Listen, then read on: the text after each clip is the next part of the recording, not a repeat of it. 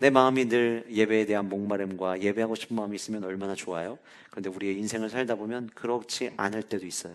언제 그럴까? 가만히 생각을 해보면 내가 생각했던 대로, 예상대로 내 삶이 흘러가지 않을 때, 내가 계획한 대로 다 되지 않을 때, 내가 어렵고 힘들게 일어서서 겨우겨우 이제 고비를 넘기나 보다 싶었는데 전혀 뜻하지 않은 또 다른 어려움이 내 삶을 찾아올 때, 예상할 수 있는 삶이 아니라 나름 나는 이렇게 살아가면 이런 결과가 오겠지라고 예상을 했지만 그 예상과 전혀 다른 결과물이 내 앞에 올 때 우리는 어떨 때는 이렇게 표현하기도 합니다. 예배할 마음이 없어. 나 예배하고 싶지도 않아. 하나님이 정말 살아계시다면 지금은 나를 도와주셔야 되는 게 아닌가? 하나님이 정말 지금도 불꽃 같은 눈동자를 나를 지키고 계시다면 그 어떤 때보다 지금 하나님이 내 삶에 나타나셔서 인도하셔야 되는 게 아닌가? 내가 다르게 한 것도 아니고 말씀대로 살아왔고 온전한 예배자가 되기 위해서 애쓰고 있는데 어떻게 이러실 수 있지? 라는 생각이 들 때, 우리의 인생 역시 마찬가지잖아요. 우리의 인생이 여러분들이 예상한 대로 계획한 대로 지금까지 오셨다면 아마 여기 계신 모든 분들이 다 거부가 되어 있으실 거고 여러분들 모두가 다 세상에서 한 자리씩 하고 계시지 않을까요? 그런데 인생이 우리의 생각대로 우리의 계획대로 다 되지 않아요. 인생은 그렇다 칩시다. 신앙생활도 그래요. 종종 저는 지난 한 주간 동안 우리가 공동체 성경 읽기를 하면서 이제 룻기, 사사기 이렇게 말씀을 읽고 있는데 지난주에 룻기서 읽으면서 문득 그런 생각이 들더라고요. 하나님, 신앙생활에 공식이 있으면 참 좋겠습니다. 수학이라고 공식이 있으면 100명이 공식의 문제를 받고 거기다가 내가 문제를 풀어가면 답이 똑같이 떨어지는 것처럼 하나님, 신앙생활에도 차라리 이런 공식이 좀 있으면 좋겠습니다. 그러면 목사로서 할 얘기가 있을 것 같아요, 주님. 이런 경우에요. 만약에 예를 들어서 질병이 나를 찾아왔어요. 질병도 질병 나름이잖아요. 약 잘 먹으면 금방 가라앉는 질병이 있을 수도 있지만 수술을 해야만 되는 질병일 수도 있고 지금 당장 수술조차 할 수 없는 중한 상태일 수도 있어요. 근데 마치 각자의 질병의 중함에 따라서 이럴 때에는 예를 들어서 3일 기도와 일주일 새벽 예배 참석하시면 하나님이 그 문제를 해결하십니다. 만약에 암 선고를 받았는데 지금 2기 정도다? 그러면 일주일 동안 하루 한 끼 금식하면서 저녁 강단 기도하시면 하나님이 치유하십니다. 사업의 문제 때문에 자금줄이 다 끊겨 있는데 정말 하나님 앞에 내 사업만을 놓고 다른 기도 말고 내 사업만을 놓고 이 사업을 통해 주님의 나라와 주님의 뜻이 세워지기를 원합니다라는 기도의 제목을 가지고 하나님 앞에 나와서 한 달간 기도하면 하나님께서 묶였던 자금의 문제를 풀어주실 겁니다. 만약 이런 공식이 있고 그 공식대로 움직일 수 있다면 죄송하지만 아무도 전도 안 해도 전부 다 교회는 부흥할 겁니다.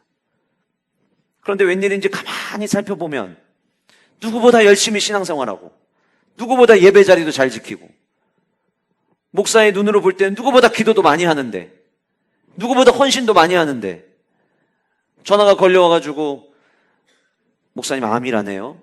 이런 얘기를 들을 때면 하나님 너무 주님의 나라와 주님의 몸된 교회를 사랑하고 섬기는 분인데 지금 너무 하신 거 아니에요? 라는 마음이 목사인 저도 들 때가 있어요.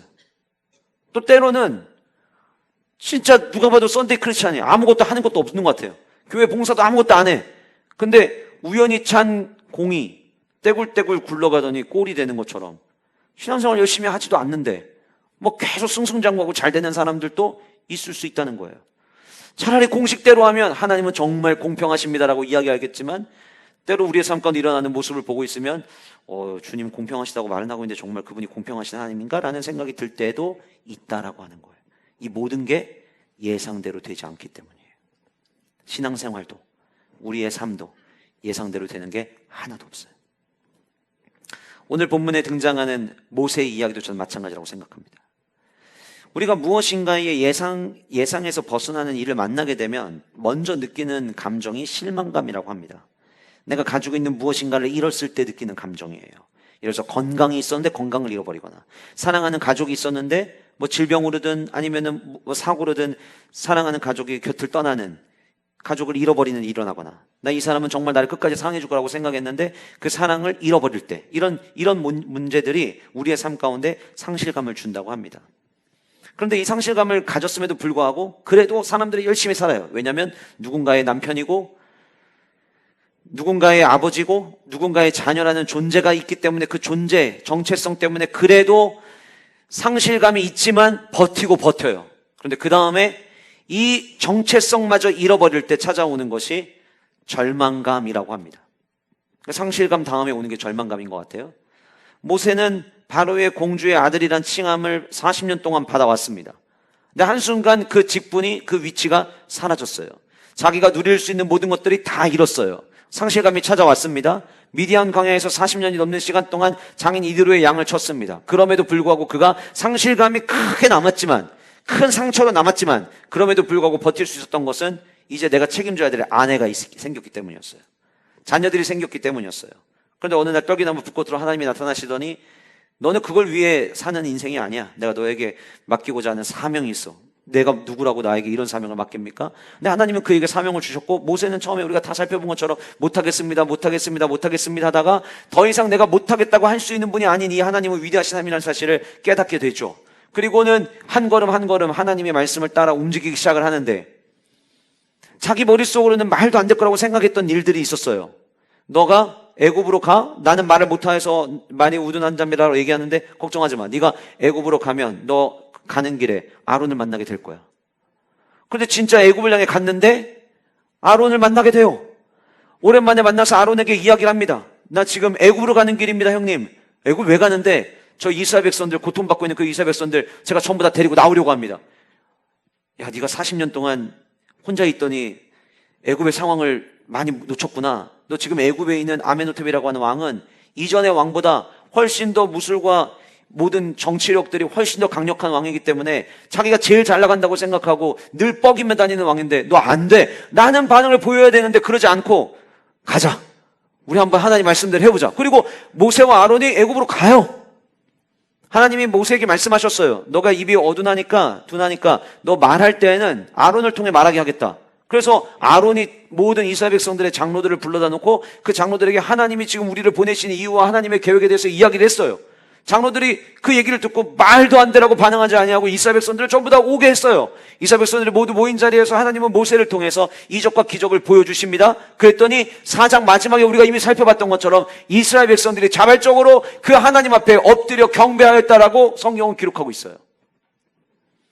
이제 모세가 아론이 바로 왕을 찾아갑니다. 아메노텝 이세를 찾아가죠. 그 아메노텝 이세에게 이야기를 하니까 우리가 지난주 함께 살펴봤던 것처럼 아메노텝 이세가 전혀 눈 하나 끔찍하지 아니하고 보낼 생각이 없다라는 자기의 강한 의지를 그들에게 보여줍니다. 그런데 여러분 잘 보세요.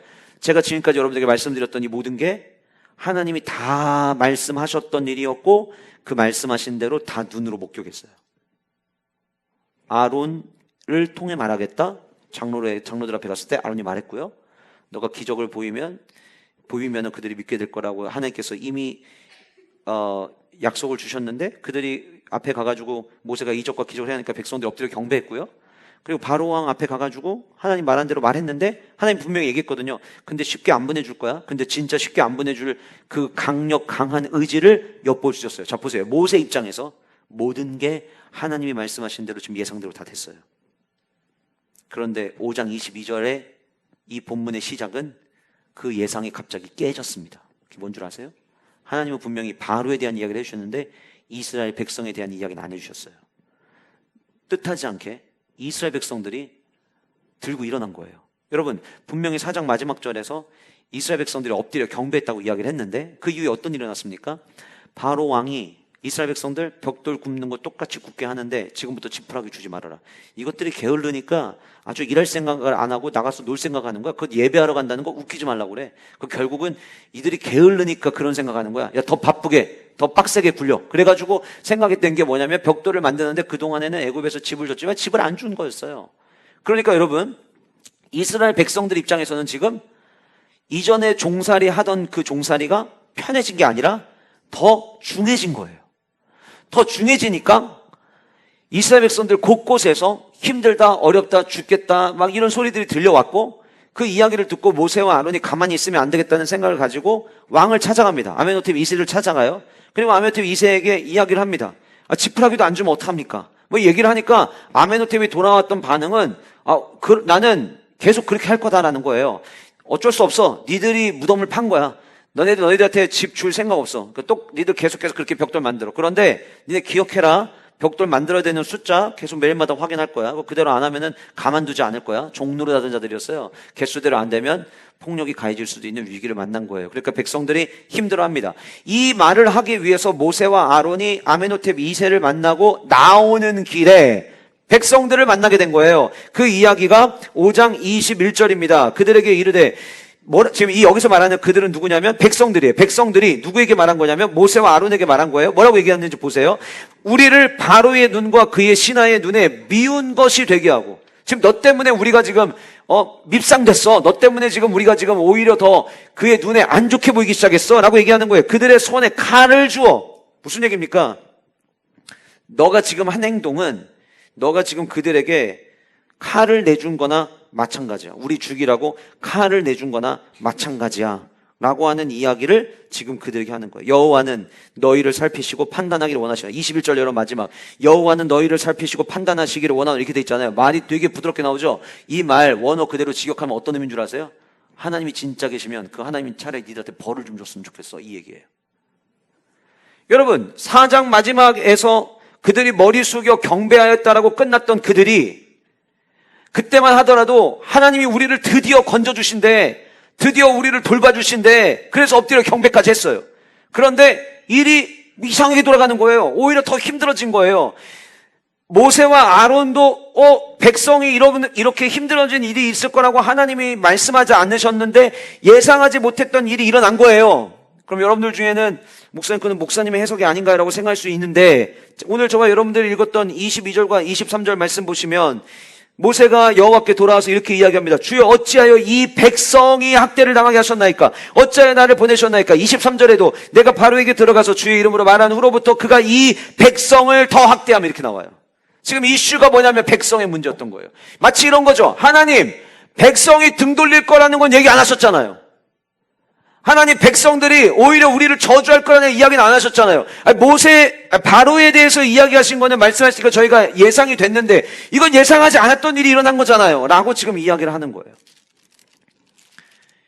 예상대로 되지 않을 때, 공식대로 돌아가지 않을 때, 하나님이 계시면 이럴 수 없어 라고 생각되는 바로 그때, 어쩌면 모세도 그런 생각하지 않을까요? 하나님이 말씀하셨고 하나님이 우리를 인도하신다고 얘기하셨고 그래서 이스라엘 백성들이 엎드려 경배하는 모습을 보였다면 이제는 이들과 함께 힘들고 어려워도 끝까지 같이 가야 돼 라는 뭔가 하나가 돼야 이 일을 할 거 아니에요. 그런데 그들이 모두가 다 지금 등을 돌리고, 등 돌린 정도가 아니라 하나님이 진짜 계시다면 차라리 너희들에게 벌 주셨으면 좋겠다, 니들 때문에 지금 이 사단이 난 거야 라고 하는 이 아우성을 듣게 되는 바로 그때에 예상하지 못한 일을 만난 모세는 절망감이 엄습해 왔을 거예요.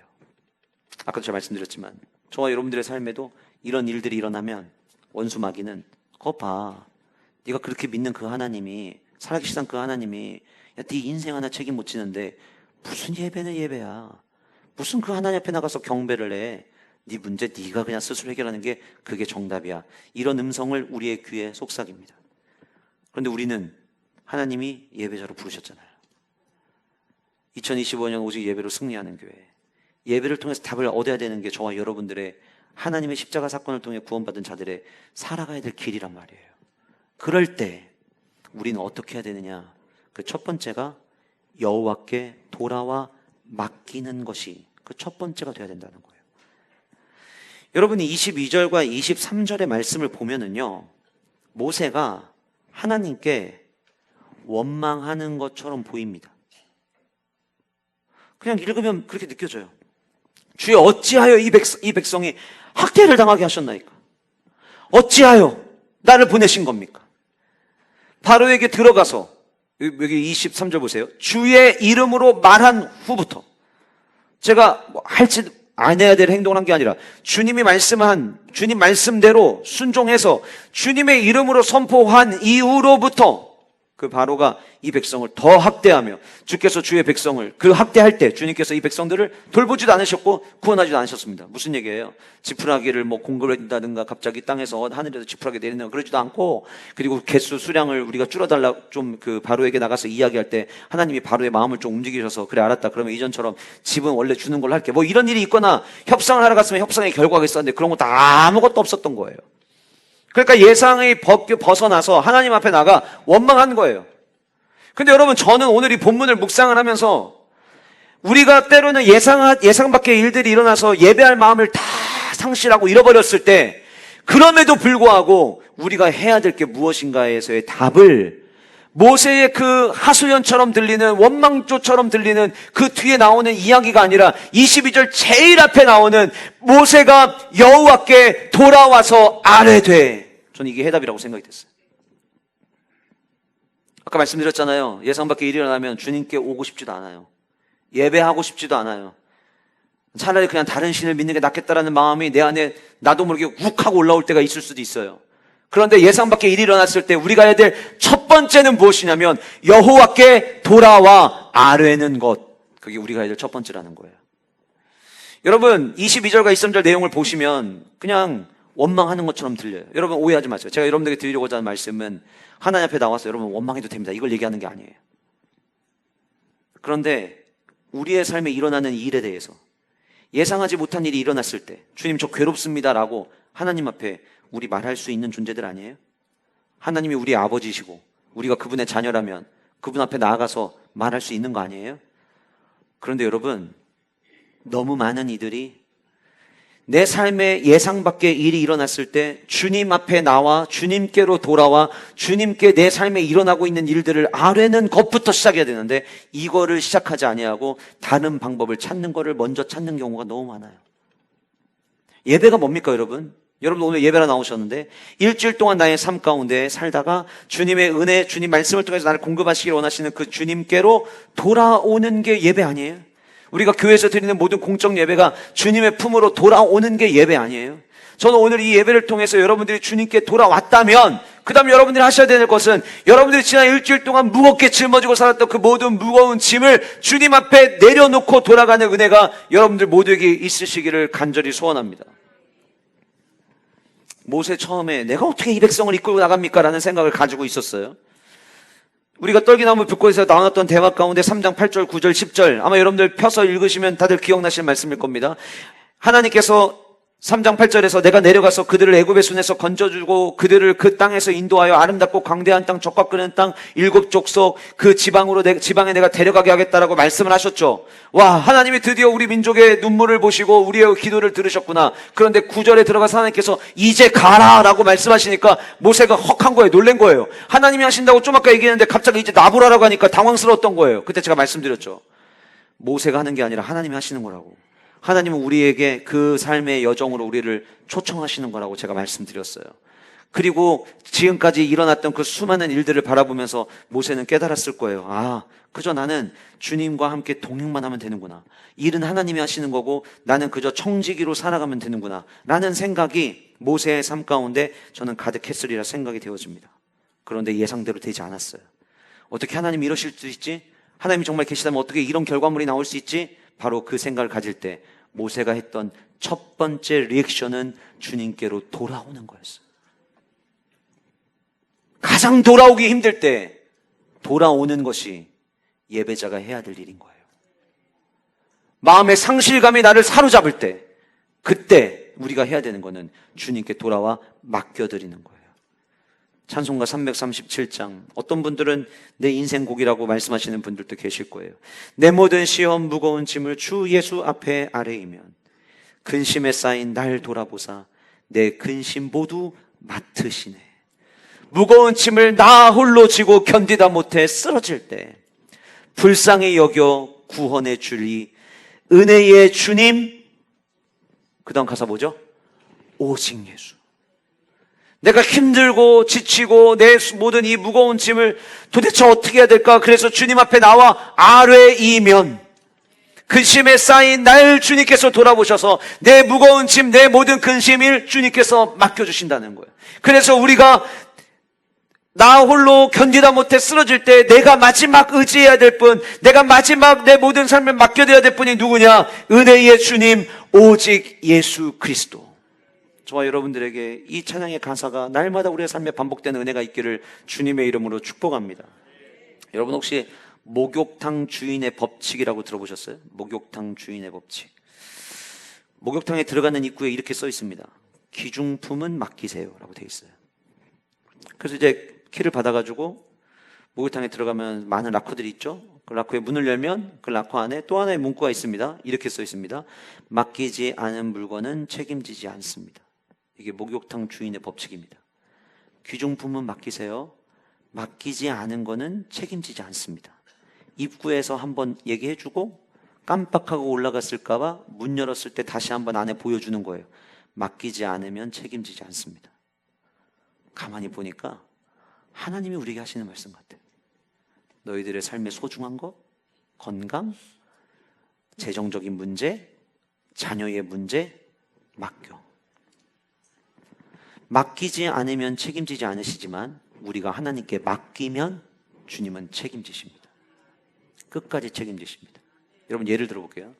시계가 엄청 비싼 고가의 시계가 있어요. 목욕탕에 들어가는데 귀중품을 맡기세요라고 돼 있어요. 근데 그때 그 앞에서 이거를 다 맡겨야 되나, 줄은 빼고 내가 가지고 올라가고 시계 돌아가는 부분만 맡겨야 되나 고민해가지고 고민한 끝에 시계 줄 빼가지고 줄은 내가 가지고 들어가고 안에 시계바늘 돌아가는 것만 맡기는 사람 혹시 본 적 있으세요? 저 지금까지 그렇게 맡긴 사람 있다는 얘기 한 번도 들어본 적이 없습니다. 맡길 때는 다 맡기는 거예요. 저와 여러분들이 주님께 돌아와 우리의 삶을 맡길 때에는 일부만 맡기는 게 아니에요. 지금은 내가 보기엔 자녀 문제가 급하니까 자녀 문제 먼저 맡기고, 열심히 사업하다가 재정적인 문제가 생기니까 재정 문제 맡기고, 가정이 늘 우리는 행복하고 좋아하는데 가정에 문제가 생기니까 가정 문제 맡기고, 이게 아니에요. 전부 다 맡기는 거예요. 여러분들의 삶을 주님께 다 맡길 때 주님의 역사가 시작됨을 기억하시기를 주님의 이름으로 축복합니다. 우리가 여호와께 돌아와 맡기잖아요. 아뢰는 게 뭐냐면 아뢰는 게 맡겨드리는 거예요.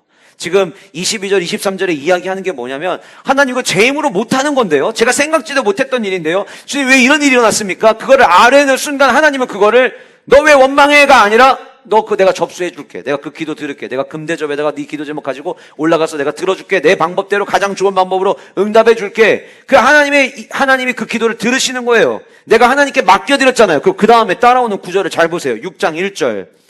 여호와께서 모세에게 이르시되 이제 내가 바로에게 하는 일을 네가 보리라. 백성이 주님 이럴 줄 몰랐는데 이거 어떻게 하면 좋습니까? 라고 얘기했더니 하나님께서 뭐라고 말씀하시냐면 내가 바로 너 잘 봐. 바로가 앞으로 어떻게 하는지 잘 봐. 그리고 이야기하시면서 그 다음 이렇게 얘기하셨어요. 강한 손으로 말미암아 바로가 그들을 보내리라. 강한 손으로 말미암아 바로가 그들을 그들의 땅에서 쫓아내리라. 여러분 지금 한 절에 강한 손이라는 단어가 2번이나 반복됐어요. 무슨 얘기입니까? 너가 볼 때에는 이스라엘 백성들을 보내지 않은 그 바로, 그리고 바로 때문에 이스라엘 백성들이 지금 이 원망불평이 많아졌다고 생각하지. 네가 예상하지 못한 일이지. 근데 기억해, 그 바로보다 더 강한 손을 내가 가지고 있어.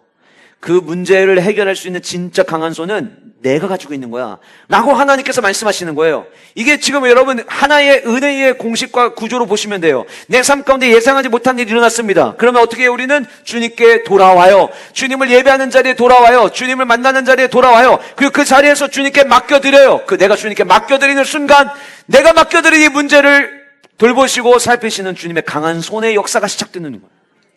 전 여러분들 모두가 예상 밖의 일들 때문에 고민하고 염려하고 두려워할 때, 그때 여러분들이 주님 앞에 돌아와 주님께 맡기시고 주님께 맡기셨을 때 주님의 강한 손이 여러분들을 붙잡으시는 은혜가 있기를 간절히 소원합니다. 바로의 행동이 이스라엘 백성들에게는 고통을 가중시키는 결과를 가져왔지만 하나님께는 새로운 시작과 소망이 되었던 거예요. 우리가 하나님께 돌아와 나의 삶에 일어나고 있는 일을 아뢰을 때, 맡겨드릴 때 여러분 각자의 삶에 주님의 강한 손이 여러분들을 붙드시고 여러분들을 일으키실 겁니다. 여러분들 걸어가는 길 뒤에서 밀어주실 겁니다. 그 주님을 신뢰하며 힘들고 어렵고 내 뜻대로 되지 않을 때 주님을 떠나는 게 아니라 주님께로 돌아오는 우리 영가족들 모두가 되시기를 주님의 이름으로 축복합니다.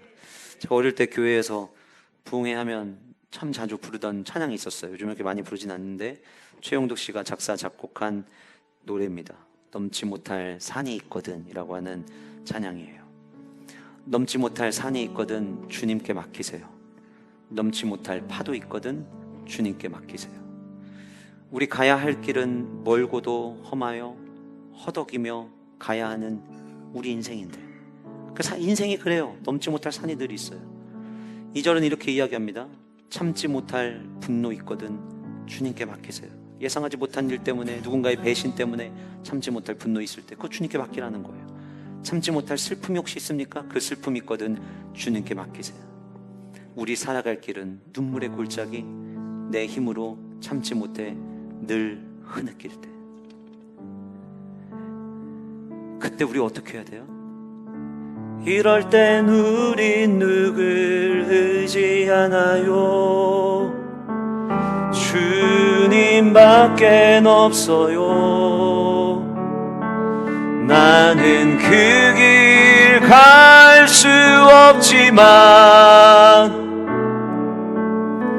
주님이 되신가요? 함께 고백해 봅시다. 이럴 땐 우린 누굴 의지하나요? 이럴 땐 우린 누굴 의지하나요? 주님밖엔 없어요. 나는 그 길 갈 수 없지만 주님이 되신가요? 염려하지 마세요. 예상하지 못한 일이 일어났다고 두려워하지 마세요. 넘지 못할 산이 있다고 걱정하지 마세요. 우리에게는 의지하고 우리에게는 돌아갈 수 있는 아버지가 계십니다. 이럴 땐 나는 주님 누굴 의지해야 되죠? 주님이 이렇게 얘기하실 거예요. 내가 있잖아. 너 놀란 거 알아. 예상하지 못한 일 때문에 놀란 거 알아. 근데 내가 있잖아. 주님이 찬양의 가사에 마지막 이렇게 이야기하잖아요. 주님이 대신가요? 내가 가는 길인 줄 알았는데 내가 가는 길이 아니라 주님이 대신 가주시는 길이에요. 어느새 보면 여러분들은 그 주님 등에 엎여 계실 겁니다. 그 주님과 함께 동행함으로 삶에 어렵고 힘든 일이 있을 때마다 주님께 돌아와 예배의 자리를 지키시는 영가족들 모두가 되시기를 주님의 이름으로 축복합니다. 예상이 빗나가 절망감이 찾아올 때 주님을 의지할 수 있다는 것, 성도가 누릴 수 있는 저는 최고의 축복이라고 생각이 되어집니다. 주님을 떠나 답을 찾지 마시고 주님께로 돌아와 답을 구하고 마침내 주님이 주시는 답을 찾는 자 되시기를 주님의 이름으로 축복합니다. 두 번째로, 예상이 빗나가 절망감이 찾아올 때에 전능의 하나님 여호와를 기억해야 된다고 하는 거예요. 여러분이 2절 말씀에서부터 8절까지의 말씀은 앞에서 22절과 23절에서 백성들이 이렇게 학대를 당하고 그들이 나에게 대해서 차라리 하나님이 계시다면 그 하나님이 니들을 저주하는 게 저주했으면 좋겠다는 이야기를 듣고 나서 하나님 이거 어떻게 하면 좋습니까? 라고 이야기했을 때 하나님께서 6장 1절에 강한 손으로 내가 인도해 낼 거니까 걱정하지 말라는 얘기를 하셨잖아요. 그리고 난 다음에 2절에서부터 8절까지 하나님께서 먼저는 모세를 위로하시고요, 두 번째는 이스라엘 백성들을 위로하는 장면이 이어서 나와요. 근데 6장 2절에서부터 5절까지는 모세에게 주신 말씀이고 6절에서부터 뒤에 부분은 이스라엘 자손들에게 하신 이야기인데 2절 말씀 보시면 하나님이 모세에게 말씀하여 이르시되 나는 여호와니라 이렇게 이야기를 하세요. 그리고 8절로 한번 잠깐 가보시면 8절에 내가 아브라함과 이삭과 야곱에게 주기로 맹세한 땅으로 너희를 인도하고 그 땅을 너희에게 주어 기업을 삼게 하리라 나는 여호와라 하셨다 하라 이렇게 이야기를 해요. 2절에서도 나는 여호와라, 8절에서도 나는 여호와라 하셨다 하라 이렇게 이야기를 하고 있어요. 우리가 흔히 이제 국어에서 이런 구조를 가리켜서 수미상관 구조라고 이야기를 하죠. 앞에 시작과 끝이 똑같아서 시작할 때 문을 열고 끝날 때 문을 닫는, 그래서 앞에 시작과 끝이 같다라고 이야기하는 걸 가리킬 때 우리가 수미상관 구조라고 합니다. 그런데 국어에서 이렇게 앞에 뒤와 같은 거를 이렇게 표현합니다를 이야기하고 싶은 게 아니라 고대 근동 문화에서 수미상관 구조로 무엇인가를 이야기할 때에는 이 방법을 사용하는 경우가 있었는데 그게 언제였냐면 왕이 백성들에게 무엇인가를 명령할 때 수미상관 구조를 사용했다고 해요.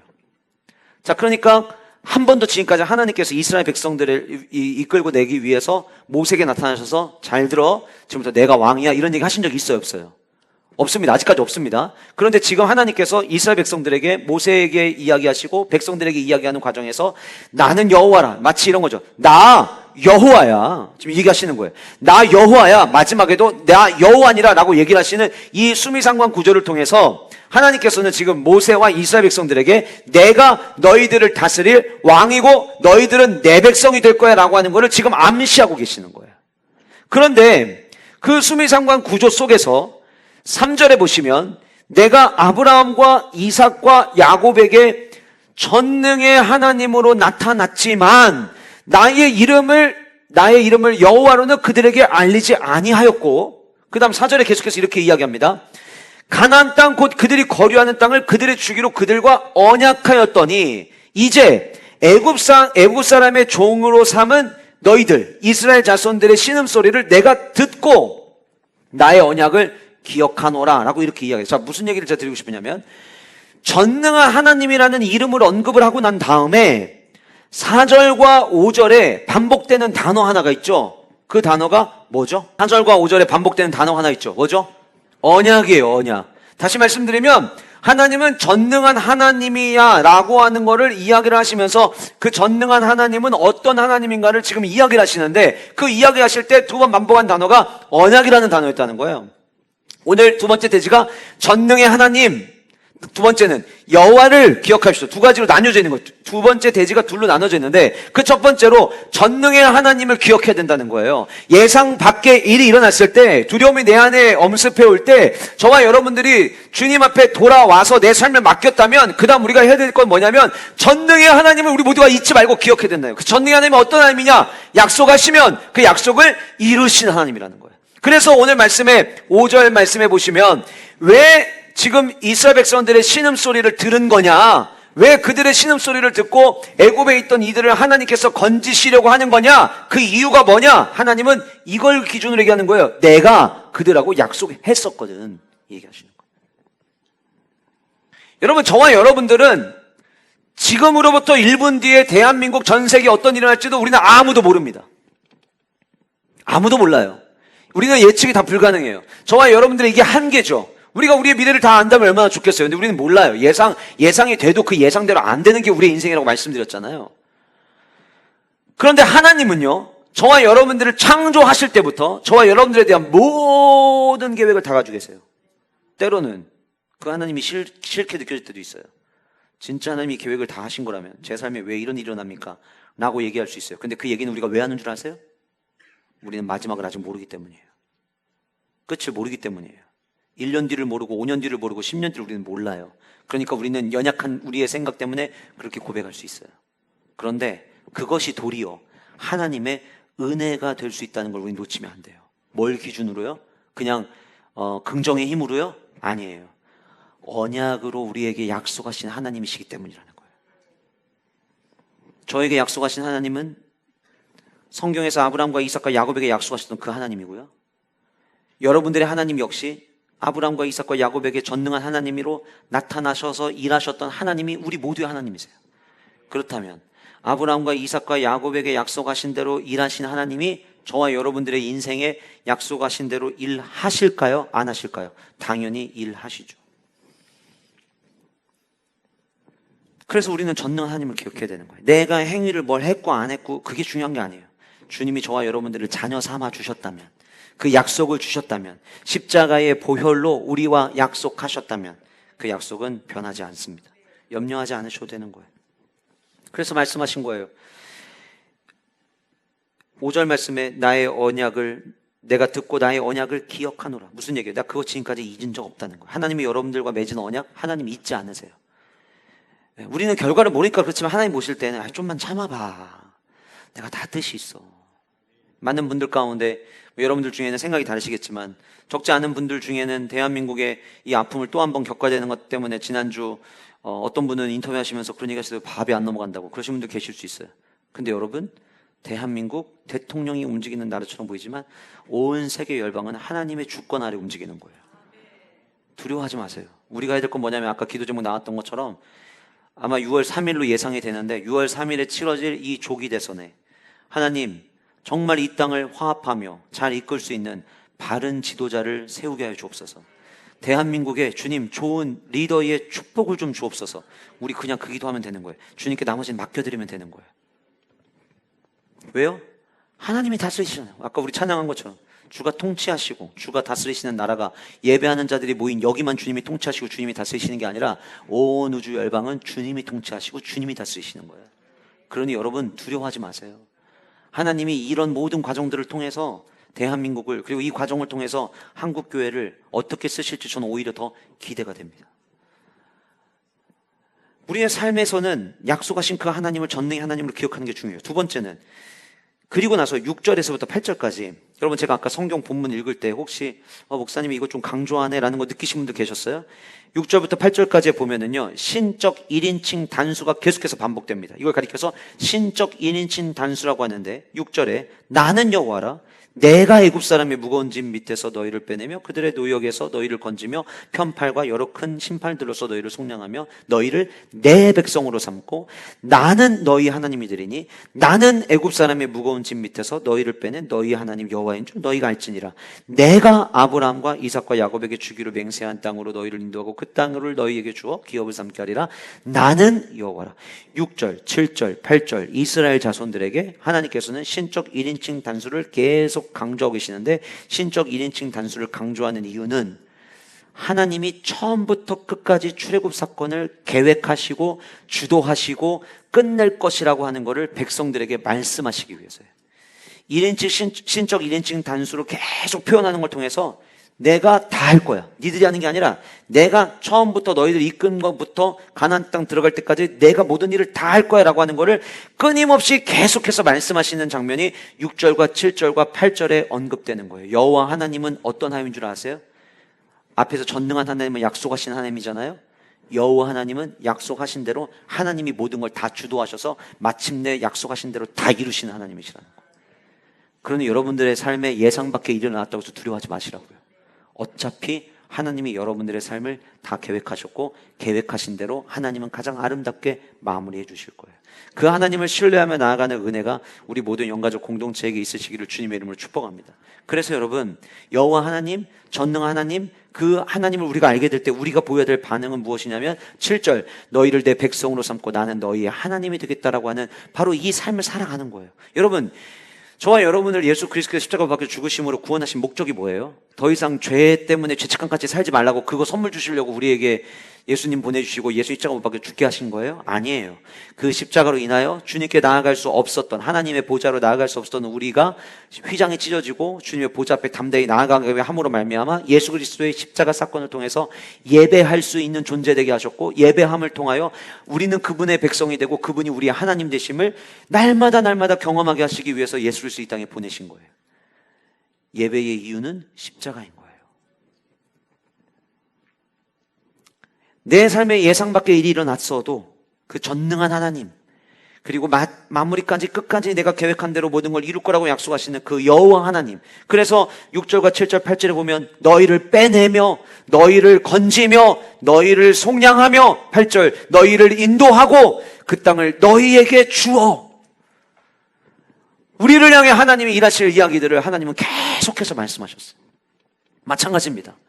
여러분들 오늘 이 말씀을 들으실 때 여러분들을 위하여 여러분들을 빼내며 여러분들을 건지며 여러분들을 속량하며 여러분들을 인도하고 여러분들에게 약속의 땅을 주실 그 여호와 하나님을 기억하며 예배의 자리에서 주님을 온전히 높여드리는 예배자들의 삶을 살아내시는 은혜와 축복이 우리 영가족들 모두에게 있으시기를 주님의 이름으로 간절히 소원합니다. 그런데 이제 9절의 이야기가 이어서 나와요. 위로가 된 것 같은데 위로가 안 되는 거죠.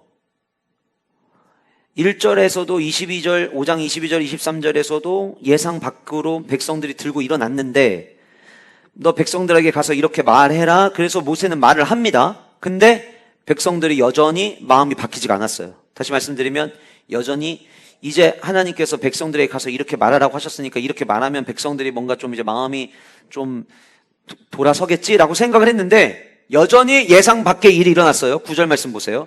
모세가 이와 같이 이스라엘 자손에게 전하나 그들이 마음의 상함과 가혹한 노역으로 말미암아 모세의 말을 어떻게 했대요? 듣지 아니하였더라. 예상대로라면 이제 가서 백성들에게 말하면 백성들이 듣고 아 그래요? 아 하나님이 그렇게 말씀하셨어요?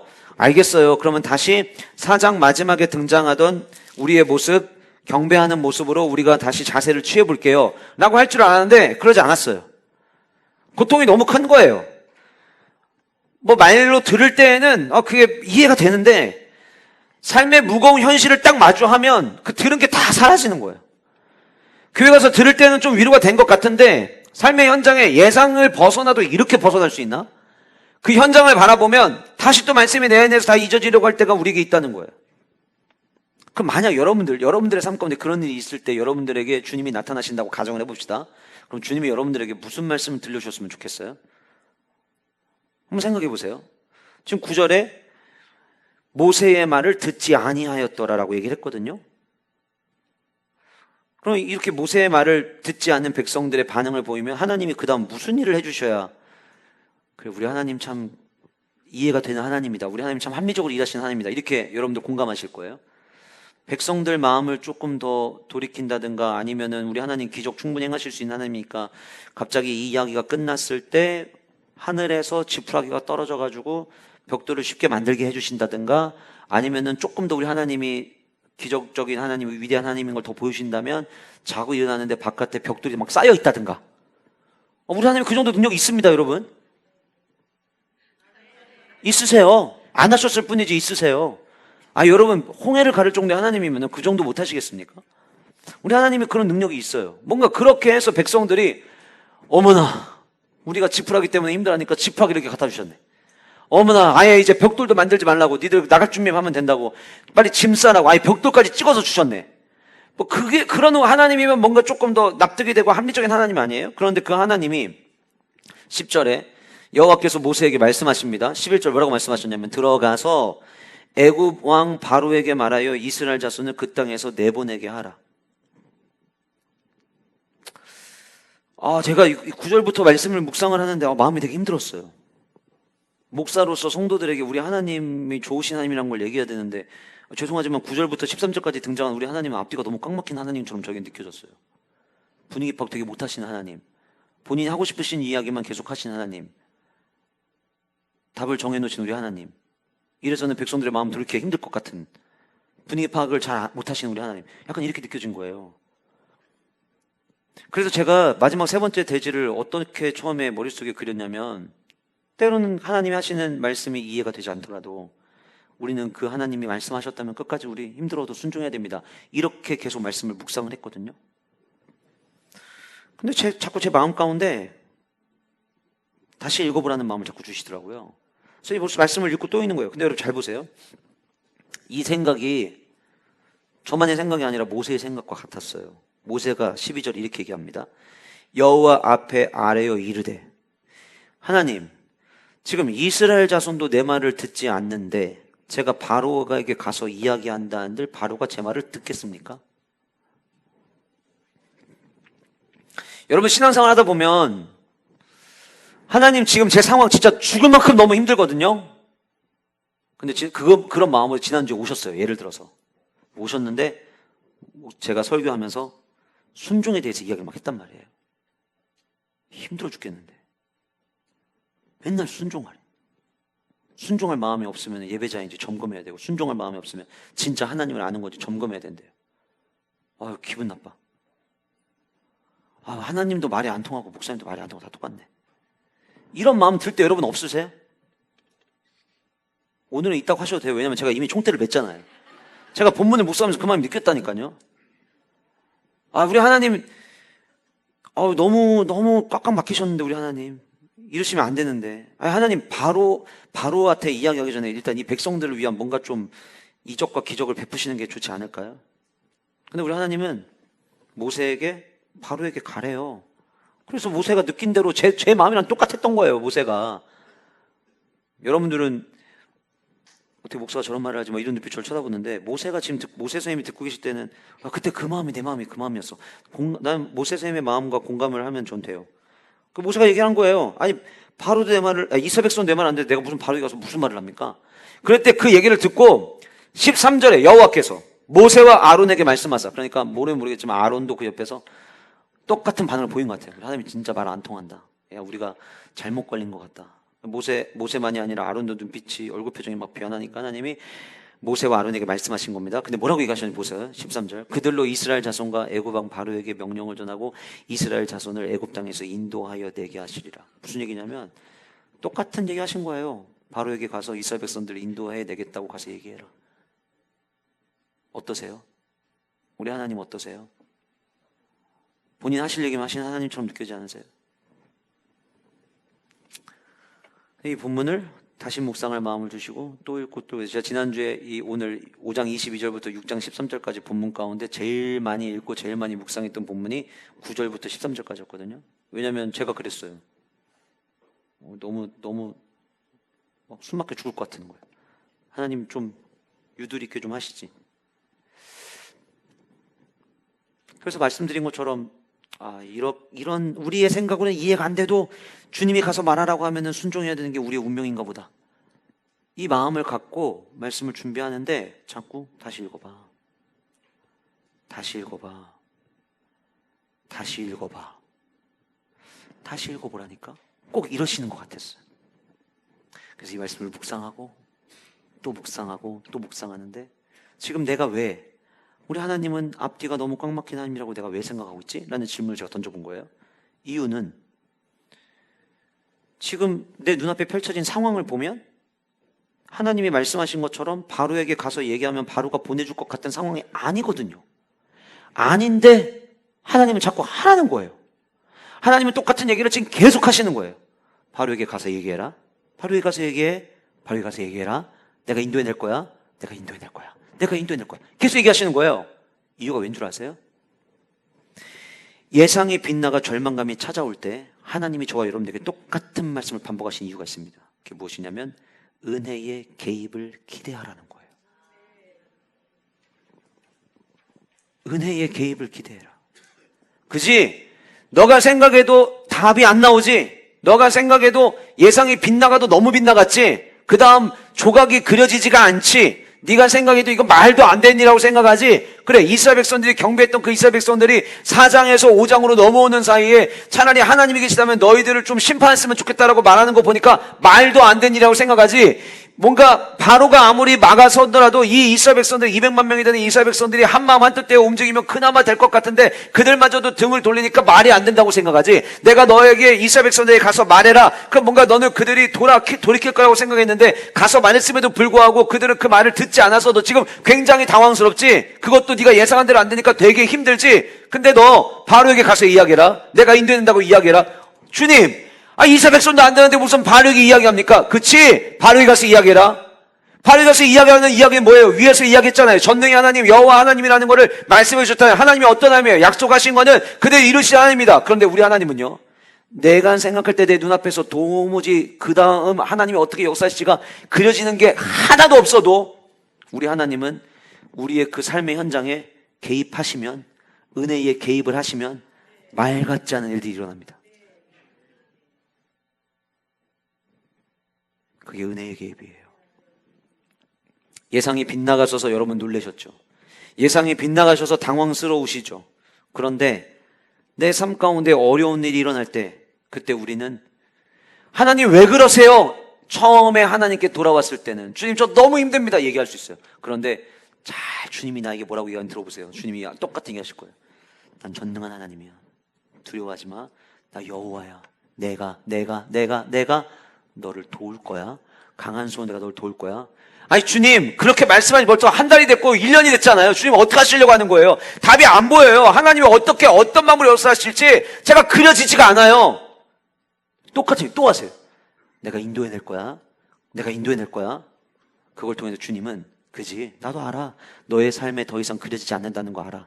근데 내가 너한테 얘기하는 거는 내가 이거 하겠다는 거거든. 내가 너의 삶에 어떻게 개입하는지 기대하며 살아. 내가 너의 삶에 어떻게 들어가려고 하는지 너 거기에 궁금증을 가지고 살아봐봐. 지금 그것 때문에 9절에서부터 13절까지가 도무지 이해가 안 되고 우리 하나님이 뭔가 앞뒤가 꽉 막혀가지고 본인만 하실 얘기만 한 것처럼 들렸는데 본인만 하셨던 이 얘기가 그게 본인이 하신 얘기가 어떤 얘기냐면 왜? 난 너에게 은혜를 지금 심어주는 거야. 나는 너에게 지금 은혜의 개입의 시점을 내가 너에게 지금 계속해서 알려주려고 하는 거야. 그렇게 들으니까 우리 하나님이 꽉 막힌 하나님이 아니라 내가 꽉 막혀서 지금 상황밖에 보지 못하는 나를 자꾸 꺼내시는 하나님이시더라고요. 내가 예상 밖의 상황을 만나가지고 내가 이거밖에 못 보고 있어가지고 어떻게 하면 좋습니까? 라고 이야기하고 있는데 하나님은 그때 일로 와봐, 일로 와봐, 일로 나와봐. 내가 인도한다니까. 봐봐, 내가 인도할 거라니까. 그래서 도무지 은혜의 개입을 꿈꿀 수 없는 우리에게 은혜의 개입을 꿈꾸게 해주시는 저와 여러분의 하나님이 바로 그 하나님이라는 거예요. 우리가 흔히 인생에 아픈 추억이 있을 때 계절에 비유하면 겨울과 같다라고 이야기를 하잖아요. 근데 여러분 이런 얘기 다 들어보셨을 텐데 봄을 이기는 겨울은 없습니다. 봄을 이기는 겨울은 없습니다.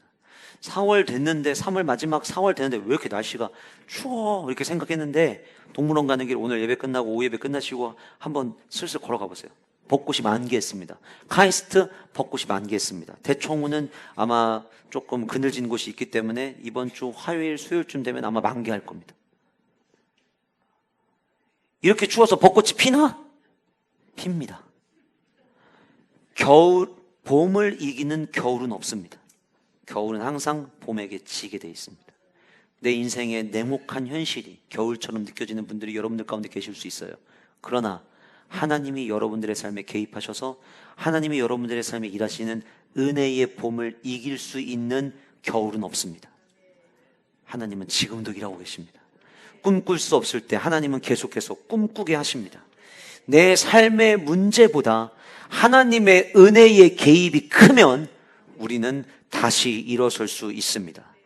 너무 힘들고 예상 밖의 일이 일어나서 여러분들의 삶 가운데 마침표를 찍고 싶은 분들이 계실 수 있어요. 근데 하나님은 여러분들의 삶에 마침표 찍으라고 예상 밖의 일을 만드신 것이 아니라 쉼표 찍고 내가 어떻게 하는지 바라보라고 여러분들이 예상하지 못한 일들이 삶 가운데 일어날 수 있다고 하는 거예요. 그래서 힘들고 어려운 일이 일어나시잖아요. 그때 주님 앞에 돌아와 주님, 제 삶에 일하실 주님의 은혜의 개입을 제가 사모합니다 라고 고백할 수 있는 우리 영가족들 모두가 되시기를 주님의 이름으로 축복합니다. 우리가 잘 알고 너무 사랑하는 말씀이 이사야 43장 2절에 이런 말씀이 있습니다. 너가 물 가운데로 지날 때에 내가 너와 함께 할 것이라 강을 건널 때에 물이 너를 침몰하지 못할 것이며 내가 불 가운데로 지날 때에 타지도 아니할 것이요 불꽃이 너를 사르지도 못할 것이다.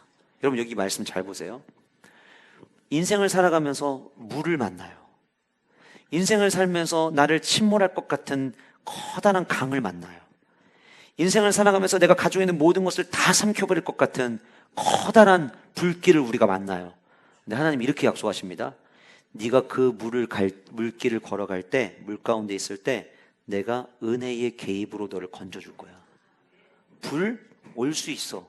근데 너를 사르지 못하도록 내가 은혜의 개입을 통해서 너를 건져줄 거야. 이 약속을 하나님은 하고 계시는 거예요. 그러니 두려워하지 마세요. 여러분들 모두에게 오늘 이 말씀 너무 앞뒤가 꽉 막혀서 똑같은 얘기를 하시는 것 같지만 그 똑같은 얘기가 저와 여러분들에게 똑같이 뭘 말씀하시는 거냐면 내가 너의 삶에 은혜의 개입을 하기를 원해를 계속해서 말씀하시는 거예요. 그 주님의 음성을 듣고 힘을 얻는 영가족들 모두가 되시기를 주님의 이름으로 축복합니다. 그래서 우리가 고백해야 될 고백이 있어요. 같이 우리 함께 시편 46편 1절 큰 목소리 함께 고백하겠습니다. 시작. 피난처시요 힘이시니 환난 중에 만날 큰 한 번 더 합시다. 하나님은 우리의 피난처시요 힘이시니 환난 중에 만날 큰 도움이시라. 환난을 만나도 은혜의 개입으로 큰 도움 되시는 주님이 내 삶의 피난처이십니다. 이 고백을 가지고 한 주간도 살아가는 영가족들 모두가 되셨으면 좋겠습니다. 예상이 빗나가 절망감이 찾아올 때 예배자로서의 모습이 흔들릴 수 있어요. 오늘 말씀을 잘 기억하세요. 하나님은 모세를 이스라엘 백성들을 여전히 예배자로 세우기를 원하셨어요. 그래서 오늘 이 말씀 안에 예상 밖의 일이 일어날 때 우리가 어떻게 해야 되는지를 가르쳐 주신 거예요. 주님께로 돌아와라. 돌아와 맡겨라. 일부만 맡기지 말고 모든 걸 맡겨라. 맡기면 내가 책임진다. 나는 약속하고 전능한 하나님이고 약속한 것을 끝까지 이루는 나 여호와다. 나를 신뢰해라. 내 삶 가운데는 도무지 앞이 보이질 않고 하나님이 어떻게 하실지 그려지지 않은데 하나님은 계속해서 똑같은 이야기를 반복해서 말씀하십니다. 왜요? 저와 여러분들의 삶에 은혜의 개입을 해주시기 위해서. 그 하나님이 나의 하나님 되심이 저와 여러분들에게 예배의 이유가 되시기를 주님의 이름으로 축복합니다.